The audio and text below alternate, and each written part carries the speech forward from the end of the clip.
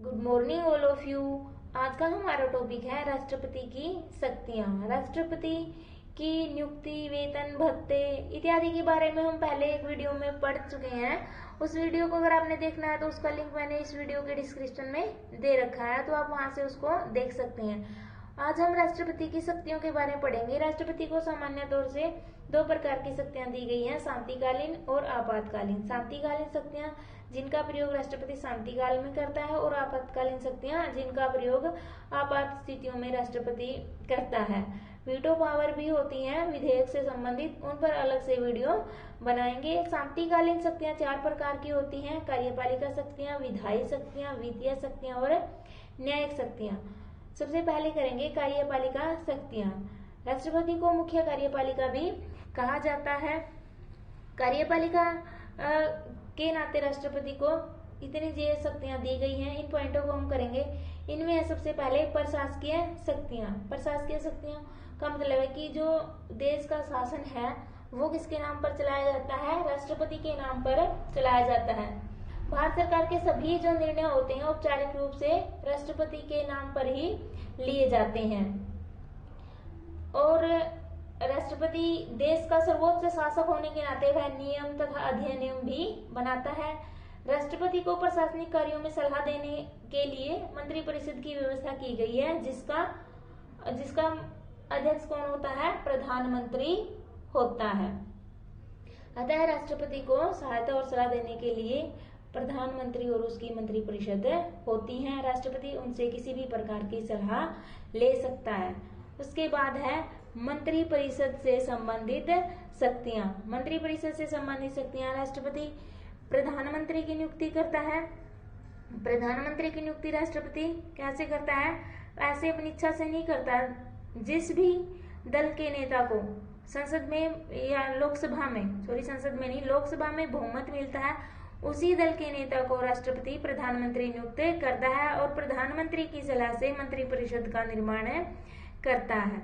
उसके बाद है नियुक्ति संबंधी शक्तियां। नियुक्ति संबंधी शक्तियों में क्या होता है कि जो सभी महत्वपूर्ण नियुक्तियां होती हैं देश में राष्ट्रपति द्वारा की जाती हैं, जैसे अटॉर्नी जनरल हो गया, चुनाव आयुक्त हो गया, नियंत्रक एवं महालेखा परीक्षक हो गया, संघ लोक सेवा आयोग के अध्यक्ष, सदस्य, सर्वोच्च न्यायालय के न्यायाधीश, उच्च न्यायालयों के न्यायाधीश इत्यादि। इनकी नियुक्ति क्या है? राष्ट्रपति के द्वारा की जाती है। उसके बाद है सैनिक शक्तियां। सैनिक शक्तियों में क्या होता है? ये भी राष्ट्रपति की कार्यपालिका शक्तियों के अंतर्गत आता है। राष्ट्रपति होता है जो तीनों सेनाओं का सर्वोच्च होता है। युद्ध और शांति की घोषणा राष्ट्रपति के द्वारा की जाती है। उसके बाद है विदेशों से संबंध की शक्तियां। राष्ट्रपति जो दूसरे देशों के साथ जो भी संबंध होते हैं वो राष्ट्रपति के द्वारा ही उनकी स्थापना की जाती है। मतलब उन संबंधों को राष्ट्रपति के द्वारा ही स्थापित किया जाता है कि दूसरे देशों में जो राजदूत भेजने हैं, हमारे देश के दूसरे देशों से जो यहाँ पर राजदूत आते हैं उनको स्वीकार करना, ये सभी निर्णय क्या है? राष्ट्रपति के द्वारा लिए जाते हैं। किसकी सहायता से? प्रधानमंत्री और उसकी मंत्रिपरिषद की सहायता से। उसके बाद है राज्यों को निर्देश देने की शक्तियां। राष्ट्रपति राज्यों को आपसी संबंधों के बारे में कुछ निर्देश जारी करने और उन पर नियंत्रण रखने तथा उनमें सहयोग उत्पन्न करने के भी राष्ट्रपति के पास कुछ अधिकार होते हैं। वह राज्यों को जो केंद्र सरकार के कानून है उनका उचित पालन करने के आदेश दे सकता है।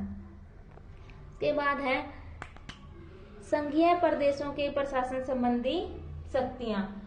जो संघीय क्षेत्रों का प्रशासन होता है वो भी राष्ट्रपति के नाम पर चलाया जाता है। संघीय प्रदेश कौन से होते हैं? मतलब जो केंद्र शासित प्रदेश होते हैं वो इन प्रदेशों का शासन किसके नाम पर चलता है? राष्ट्रपति के नाम पर चलता है, या राष्ट्रपति इन राज्यों में अपना एक प्रशासक नियुक्त कर सकता है।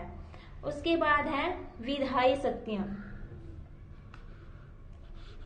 विधायी शक्तियां कौन सी होती हैं? विधायी शक्तियां संसद से संबंधित होती हैं। हालांकि राष्ट्रपति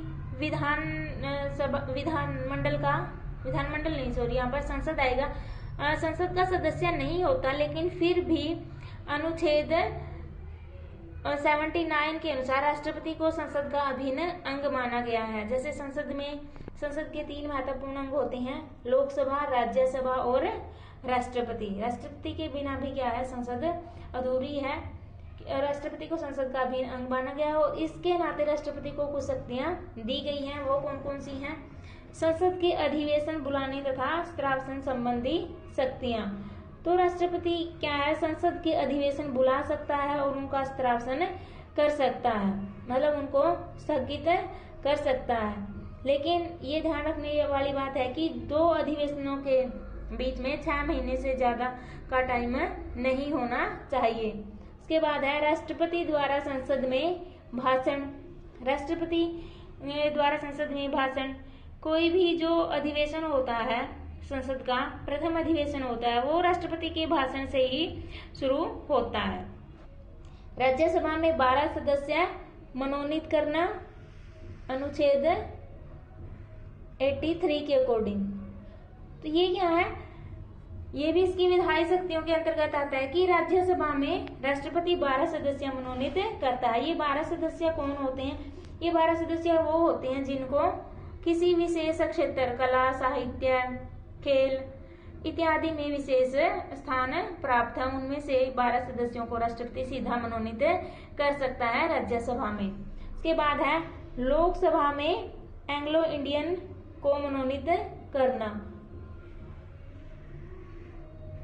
तो राष्ट्रपति क्या है, लोकसभा में एंग्लो इंडियन का अगर कोई प्रतिनिधि नहीं है तो वहां पर कितने सदस्य, 2 सदस्य मनोनीत कर सकता है आर्टिकल 331 के अकॉर्डिंग।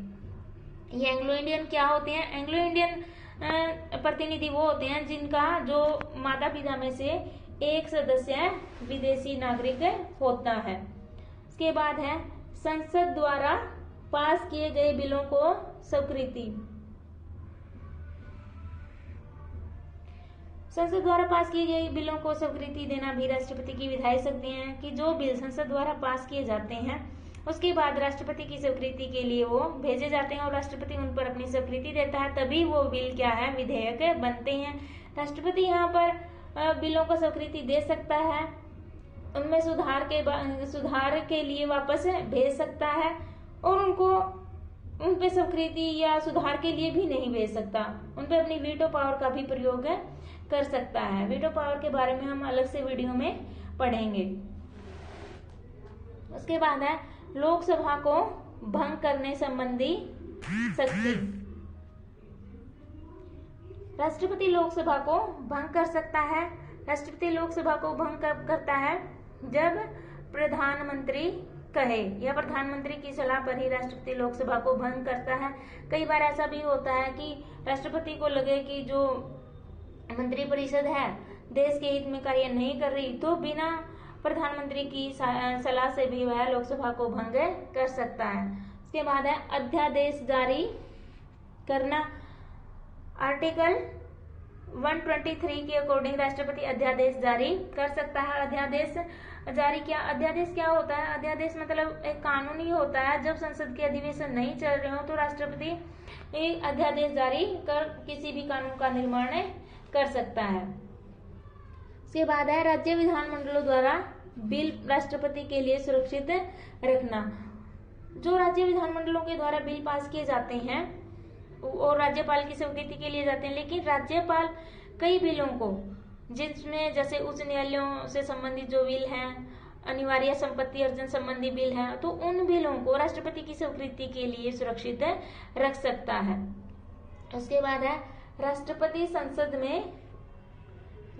संसद के सामने वित्त आयोग, संघ लोक सेवा आयोग की रिपोर्ट पेश करता है। ये भी राष्ट्रपति की विधायी शक्तियों के अंतर्गत आता है कि राष्ट्रपति संसद के सामने जो संघ लोक सेवा आयोग है, वित्त आयोग है, नियंत्रक महालेखा परीक्षक की रिपोर्ट है, इनकी जो भी रिपोर्टें होती हैं वो राष्ट्रपति संसद के सामने पेश करता है। दोनों सदनों की संयुक्त बैठक। राष्ट्रपति दोनों सदनों की संयुक्त बैठक की अध्यक्षता करता है या संयुक्त बैठक ले सकता है दोनों सदनों की। आर्टिकल 108 के अकॉर्डिंग यदि दोनों सदनों में आपस में किसी विषय पर सहमति नहीं है तो राष्ट्रपति उनकी संयुक्त बैठक ले सकता है। उसके बाद है वित्तीय शक्तियां। वित्तीय शक्तियां जो वित्त से संबंधित होती हैं उनको वित्तीय शक्तियां कहेंगे। जैसे बजट पेश करना, राष्ट्रपति संसद में बजट पेश करवाता है, मतलब राष्ट्रपति खुद नहीं करता, करवाता है, लेकिन ये जिम्मेवारी किसकी होती है? राष्ट्रपति की होती है। बजट वित्त मंत्री के द्वारा पेश किया जाता है। वित्त बिल प्रस्तुत करने की अनुमति देना, जो वित्त बिल है वो प्रस्तुत करने की अनुमति राष्ट्रपति ही देता है, मतलब वित्त बिल से संबंधित पहले ही उसकी अनुमति ली जाती है, किसकी? राष्ट्रपति की। आकस्मिक निधि पर नियंत्रण, जो देश की आकस्मिक निधि होती है उस पर किसका नियंत्रण होता है? उस पर राष्ट्रपति का नियंत्रण होता है। जैसे जो संचित निधि होती है उस पर किसका नियंत्रण होता है? उस पर संसद का नियंत्रण होता है। और आकस्मिक जो अचानक खर्चे होते हैं, बाढ़ आ गई, भूकंप आ गई, कोई महामारी आ गई, उसके लिए जो धन खर्च करना होता है तो उस पर राष्ट्रपति का नियंत्रण होता है। राष्ट्रपति और उसको खर्च करने के आदेश दे सकता है। उसके बाद है वित्त आयोग की नियुक्ति। राष्ट्रपति की वित्तीय शक्तियों में एक ये है कि राष्ट्रपति प्रत्येक 5 वर्ष के बाद एक वित्त आयोग और उसके सदस्यों की नियुक्ति कर सकता है। उसके बाद है राष्ट्रपति की न्यायिक शक्तियां। राष्ट्रपति की न्यायिक शक्तियों में क्या आएगा कि राष्ट्रपति क्षमादान करने, सजा कम करने की शक्ति प्राप्त है। राष्ट्रपति क्या है? किसी भी अपराधी को क्षमा कर सकता है या उसकी सजा को कम कर सकता है या उसकी सजा में परिवर्तन कर सकता है। उसकी सजा कठिन है तो उसको आसान सजा में परिवर्तित कर सकता है। उसके बाद है सर्वोच्च न्यायालय तथा उच्च न्यायालयों के न्यायाधीशों की नियुक्ति। राष्ट्रपति सर्वोच्च न्यायालय तथा उच्च न्यायालय के न्यायाधीशों की नियुक्ति करता है। सर्वोच्च न्यायालय से सलाह लेना, राष्ट्रपति किसी भी मामले में सर्वोच्च न्यायालय से सलाह ले सकता है। आर्टिकल 143 के अकॉर्डिंग राष्ट्रपति किसी भी मामले में सर्वोच्च न्यायालय से सलाह ले सकता है, लेकिन उसकी सलाह को मानना या ना मानना राष्ट्रपति की इच्छा पर निर्भर करता है। आई होप आप लोगों को वीडियो पसंद आई होगी। पसंद आए तो प्लीज लाइक करें, चैनल को सब्सक्राइब करें। धन्यवाद।